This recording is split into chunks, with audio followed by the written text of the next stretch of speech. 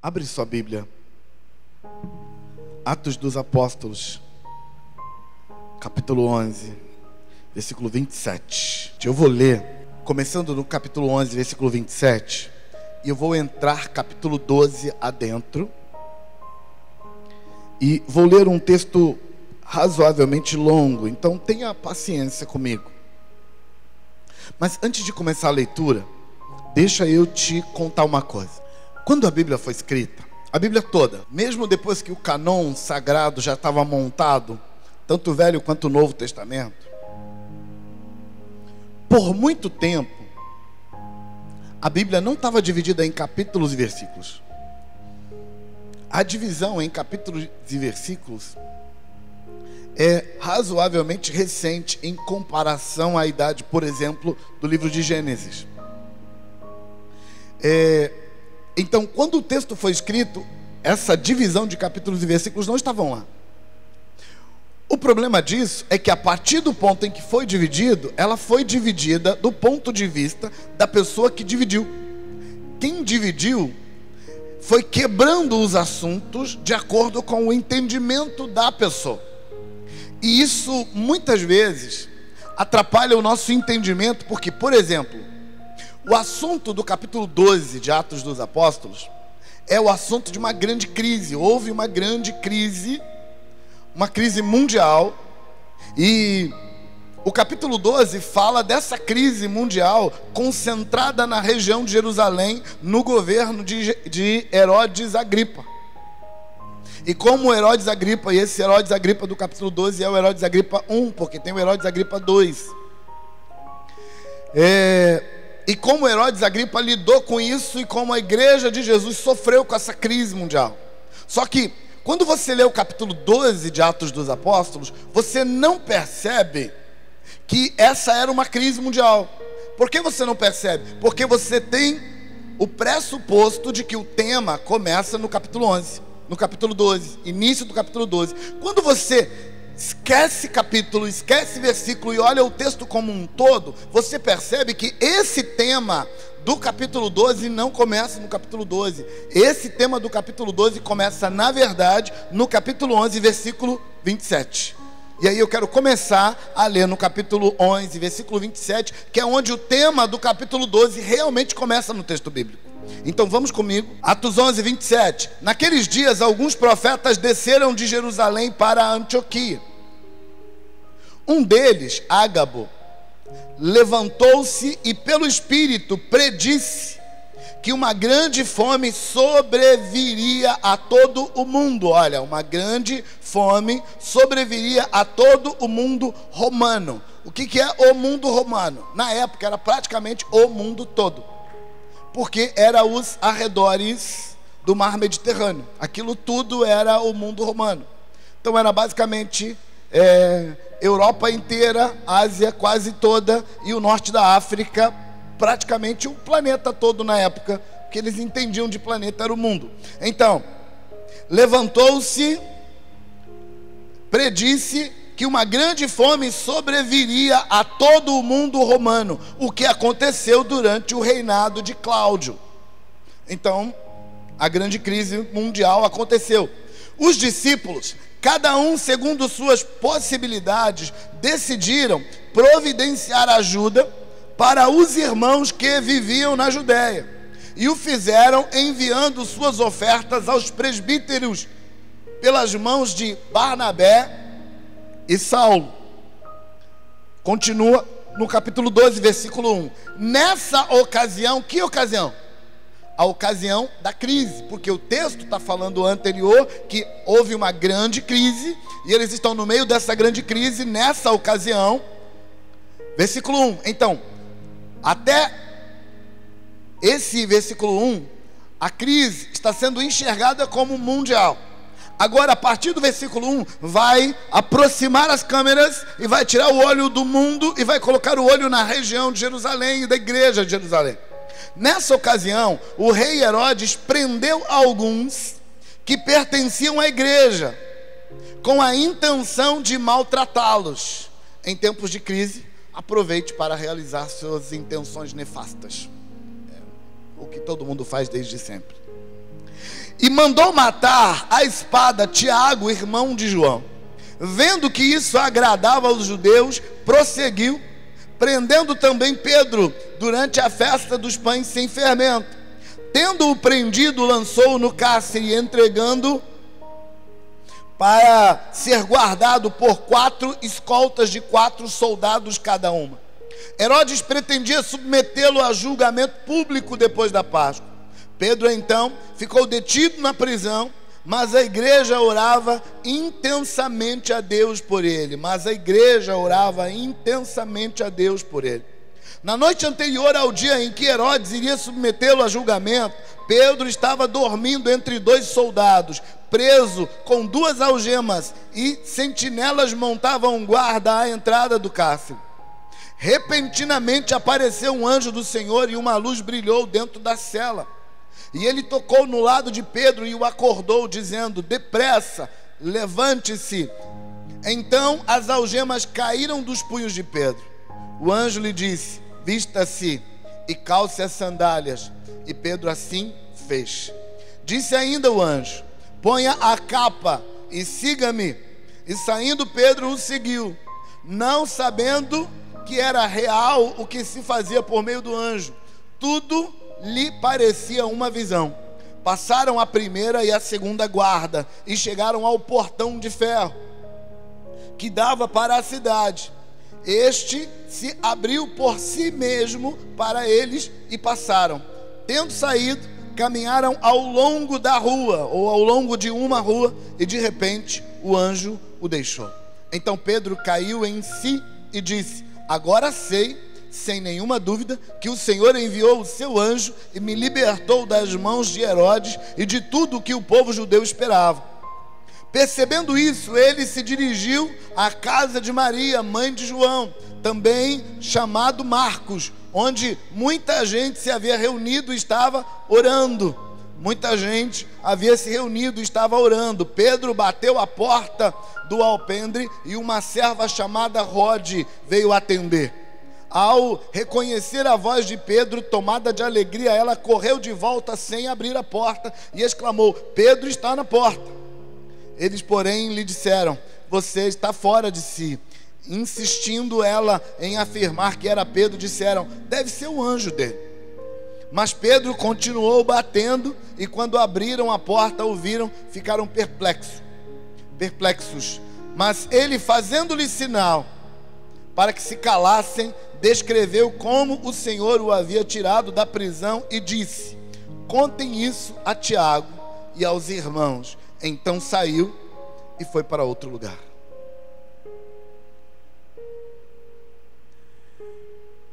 Quando você lê o texto a partir de Atos capítulo 11, versículo 27, e emenda com o capítulo 12, entendendo que é um texto só, você percebe que acontece uma crise mundial, e essa crise mundial traz fome, traz perplexidade, traz tensão psicológica, e no meio da crise se revela quem é quem.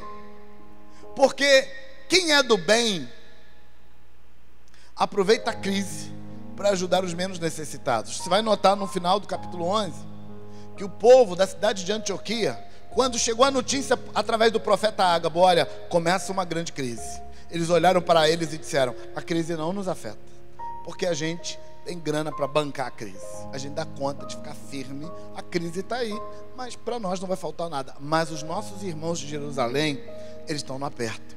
Então vamos fazer uma vaquinha eletrônica aqui, cada um deposita um pouquinho, e vamos levar uma oferta para os nossos irmãos de Jerusalém. Porque gente boa em tempo de crise se preocupa com o outro. Mas nesse mesmo contexto da crise, o político raposão Herodes, que era um político raposa, pensa naquele político raposa, aquele político que pensa que em tempo de crise é hora de levar vantagem. Em tempo de crise eu vou vender mais caro, em tempo de crise eu vou ganhar um dinheirinho, em tempo de crise eu vou passar a perna nos outros, em tempo de crise eu vou manipular as massas, em tempo de crise. Herodes no tempo da crise, percebeu: está todo mundo tenso, então o que eu vou fazer? Vou ganhar vantagem. Herodes, esse Herodes Antipas, controlava várias cidades nesse momento e controlava uma produção agrícola grandiosa.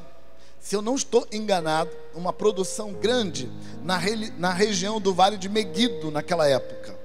Essa informação não está 100% correta, eu estou tentando achar aqui onde foi que eu peguei ela, mas é quase certo. Tinha uma grande produção que ele controlava na região do Vale de Meguido. Então ele alimentava várias nações, especialmente o pessoal do norte, de Tiro e Sidom. Então, esse povo dependia dele, porque a crise fazia com que não tinha alimento em lugar nenhum. Mas nesse tempo de crise, Herodes tinha. Então, em tempos de crise, quem controla os poderes, quem tem as ferramentas de suprimento, quer aproveitar para levar vantagem. Mas quem é do bem usa essas mesmas ferramentas de poder para socorrer os menos necessitados e ajudar quem está em dificuldade a sair da crise, a passar pela crise. Está notando a diferença? Final do capítulo 11, os irmãos da igreja de Antioquia juntam dinheiro para ajudar os crentes de Jerusalém. Início do capítulo 12, Herodes Antipas, ou Herodes Agripa, aliás, quer tirar as vantagens. Então, primeiro que ele faz, ele manda avisar as nações que precisam do fornecimento dele, que ele está aumentando o preço. E mais, se não quiser comprar, não tem problema, eu tenho para quem vender, porque não tem lugar nenhum. Eu vou continuar fornecendo para vocês, se vocês pagar mais caro e me tratar muito bem. Aliás, você vai notar no final do capítulo 12 que as nações que Herodes está pressionando por causa dessa crise mundial de alimentos fazem uma festa e se ajoelham diante dele para honrá-lo como um Deus. E ele adora aquilo. É nesse dia que ele morre, comido de bicho, de dentro para fora, porque na hora da crise o seu pior vem à tona. E se na hora da crise você não vigiar, o seu pior vai te comer de dentro para fora. Tem gente morrendo não de coronavírus, tem gente morrendo de ansiedade, morrendo de medo, morrendo de necessidade de controle, sabe, perdendo a respiração. Mas não é porque o coronavírus entrou no pulmão dele, não, é porque ele está pirando a cabeça.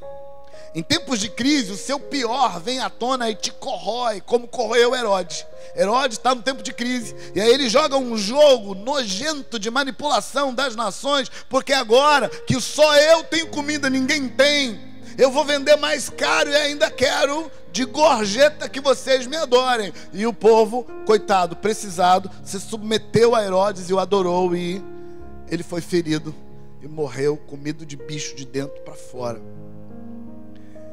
Em tempos de crise, quem é bom fica melhor. Em tempos de crise, quem é ruim fica pior. Esse Herodes Agripa,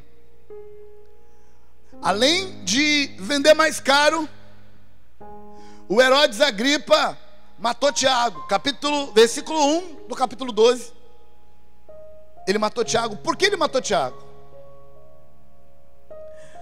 Porque boa parte dos bens que ele estava negociando estava na mão dos judeus ricos da região da Palestina, daquela região da Judéia antiga.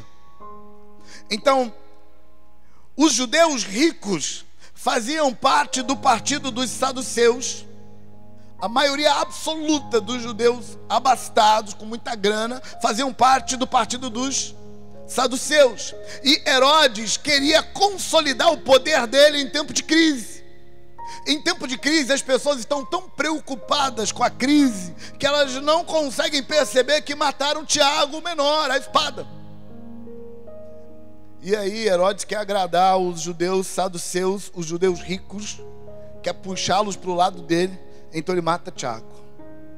Ele percebe que matar Tiago deixou os judeus muito felizes. Por que deixou felizes? Porque os judeus tinham uma picuinha com os discípulos de Jesus, especialmente com os apóstolos, que estavam anunciando que Jesus ressuscitou, e estavam anunciando que Jesus era o Messias dos judeus. Eles estavam muito chateados. E agora Herodes, sabendo da chateação, aproveita a picuinha e a crise para se promover. O que ele faz? Ele mata Tiago para ficar bem com esses judeus saduceus. E quando ele viu que estava bom, que os saduceus gostaram disso, ele mandou prender também a Pedro e prometeu para eles: assim que passar a Páscoa, eu vou matar Pedro também, em sua homenagem, para vocês, para fazer os saduceus ficarem felizes. Gente poderosa em tempos de crise, se ela for boa, ela usa o poder para o bem. Se ela for má, ela usa o poder para o mal. Portanto, tempos de crise, faz o seu melhor vir à tona ou faz o seu pior vir à tona.